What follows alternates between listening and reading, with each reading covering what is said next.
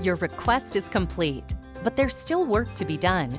BGE likely performed temporary restoration during the installation or relocation of your service and meter. Later, depending on the weather and the season, BGE will return and permanently restore grass and concrete areas on your private property. BGE will perform permanent restoration on public sidewalks and roadways, in accordance with our agreements with the municipality. Many factors impact permanent restoration, and the process can take months. We appreciate your patience.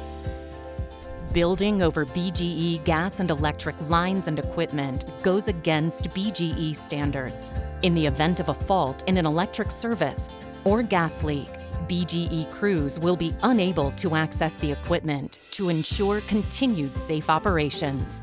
You can be held financially responsible for the relocation of any of BGE's equipment obstructed by the build-over.